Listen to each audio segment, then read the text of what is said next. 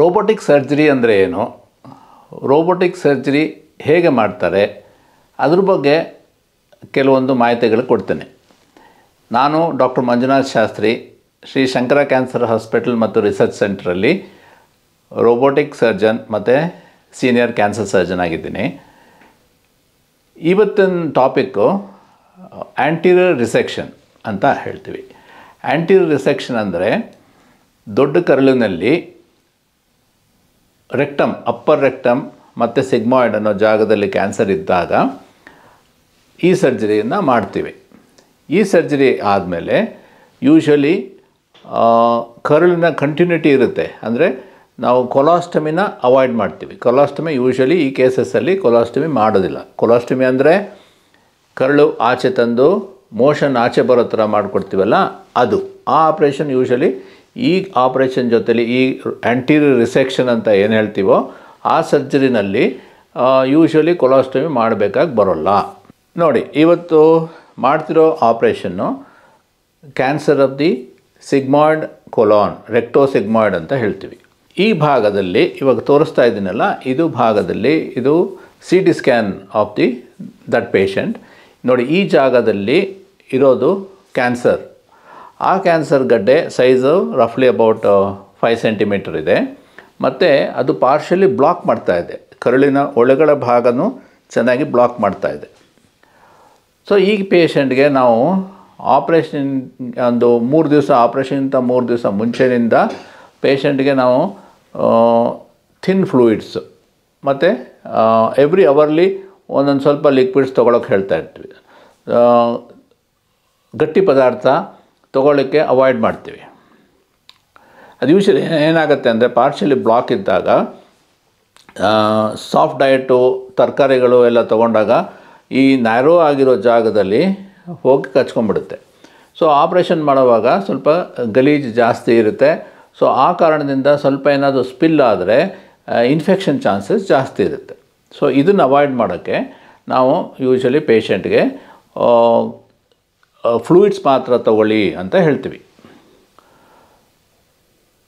Anaesthesia ಕೊಟ್ಟಾದಮೇಲೆ, after ಎಲ್ಲ preparation ಮಾಡಿ anaesthesia ಕೊಟ್ಟಾದಮೇಲೆ ನಾವು ಫಸ್ಟು ಲ್ಯಾಪ್ರೋಸ್ಕೋಪಿ ಮಾಡ್ತೀವಿ.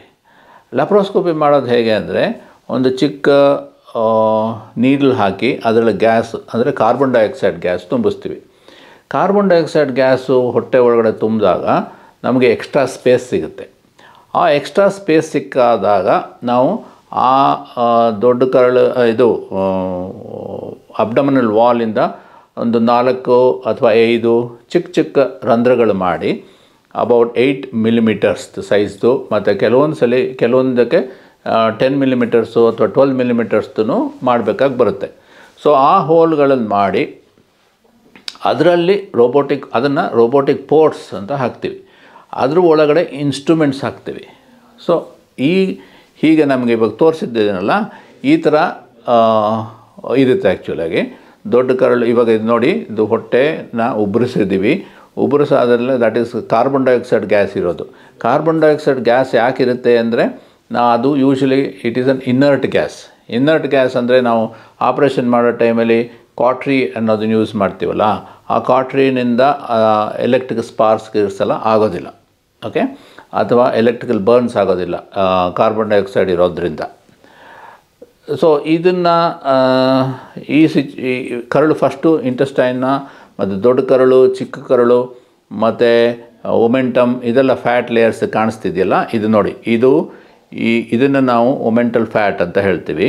ಇದು ಚಿಕ್ಕ ಕರಳು ಮತ್ತು ಇದು ದೊಡ್ಡ ಕರಳು. ಸೊ ಈ ಗಡ್ಡೆ ಇರೋದು ನೋಡಿ, ಈ ಭಾಗದಲ್ಲಿ ಗಡ್ಡೆ ಇದೆ, ಓಕೆ, ಈ ಭಾಗದಲ್ಲಿ ಗಡ್ಡೆ ಇದೆ.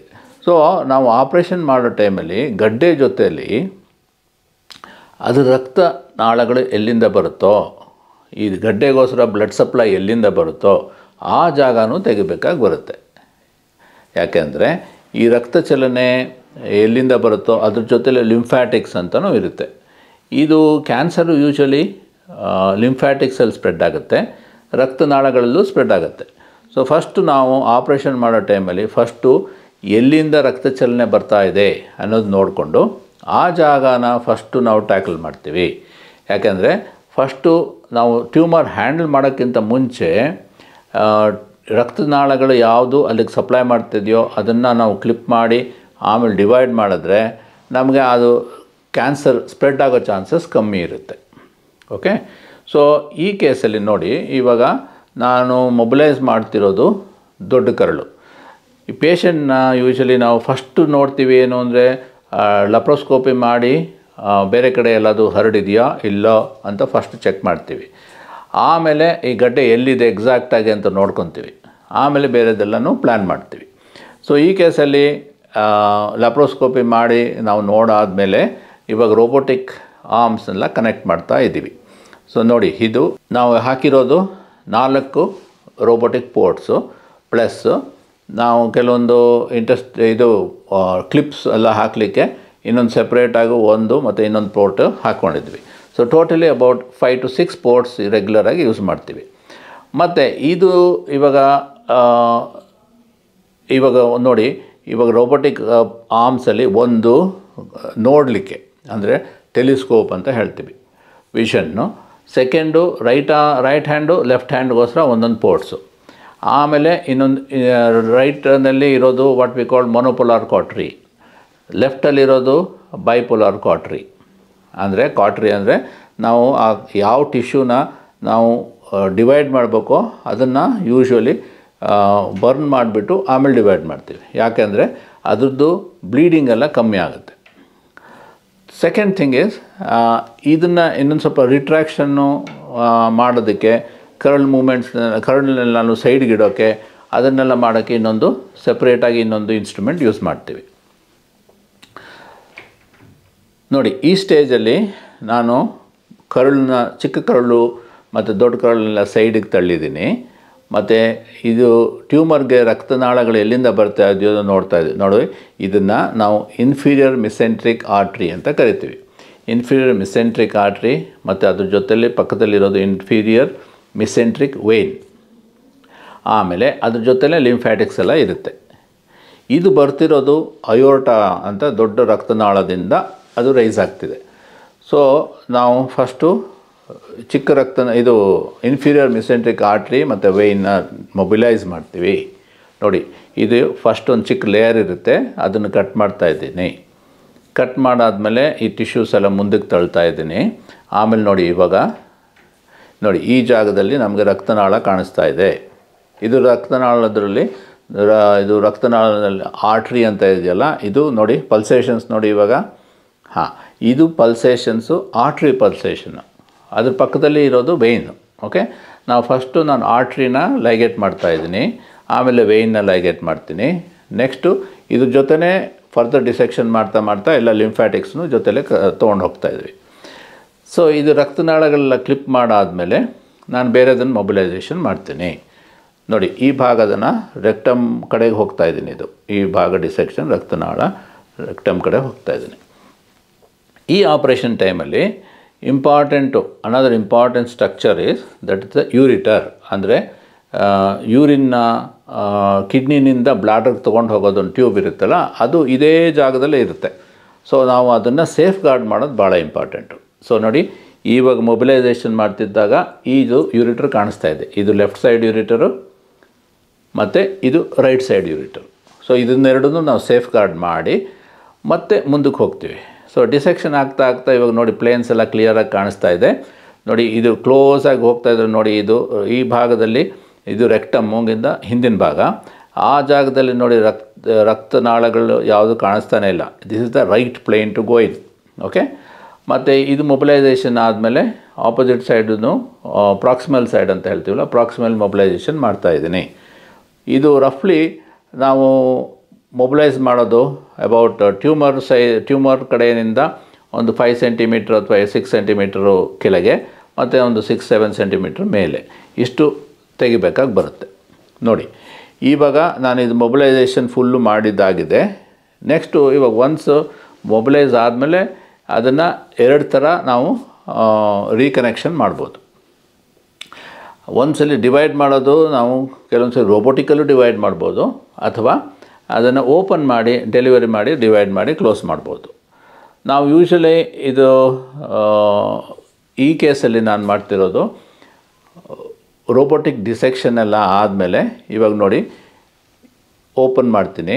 ಚಿಕ್ಕದಾಗಿ ಕಟ್ ಮಾಡಿಕೊಂಡು ಓಪನ್ ಮಾಡಿ ಆ ಕರಳು ಗಡ್ಡೆ ಮತ್ತು ಕರಳು ಏನಿದೆಯೋ ಅದನ್ನು ಆಚೆ ತೆಗೆದು ಆಚೆ ಕಡೆಯಿಂದ ನಾವು ರಿಸೆಕ್ಷನ್ ಮಾಡಿ ಮತ್ತು ಜಾಯಿಂಟ್ ಮಾಡ್ತೀವಿ.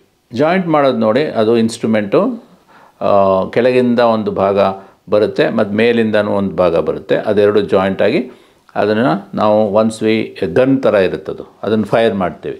ಫೈರ್ ಮಾಡಿದಾಗ ಅದು ಅನಸ್ಟೊಮೋಸಿಸ್ ಕಟ್ ಮಾಡುತ್ತೆ ಮತ್ತು ಜಾಯಿಂಟು ಮಾಡುತ್ತೆ. ಇದಾದಮೇಲೆ ನಾವು ಯೂಶ್ವಲಿ ರಕ್ತ ಚಲನೆ ಚೆನ್ನಾಗಿದೆಯೋ ಇಲ್ವೋ ಅಂತ ನೋಡ್ಕೊತೀವಿ.